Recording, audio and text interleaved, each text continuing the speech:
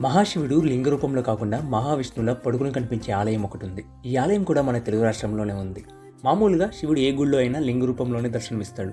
కానీ ఈ గుళ్ళో మాత్రం అమ్మవారి ఒళ్ళో పడుకున్న శివుడు దర్శనమిస్తాడు. ఈ ఆలయ చరిత్ర చెప్తాను, మన ఛానల్ని సబ్స్క్రైబ్ చేసుకోండి.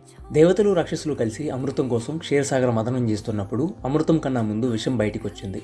ఈ విషం లోక వినాశనానికి కారణమవుతుందని భయపడిన దేవతలు కాపాడమని శివుణ్ణి కోరుకుంటారు. మహాశివుడు ఆ కాలకూట విషాన్ని తాగి తన గొంతులో దాచుకున్నాడు. విషం గొంతు నుండి కడుపులోకి పోకుండా మహావిష్ణువు గొంతులో అడ్డంగా ఉండిపోయాడు. దీంతో ఆ విషం గొంతులోనే ఉండిపోయి అక్కడంతా నీలిరంగులోకి మారిపోయింది. అప్పటి నుండి శివుణ్ణి నీలకంఠుడిగా, శ్రీ మహావిష్ణువుని నీలమేఘ శ్యాముడిగా పూజిస్తాము.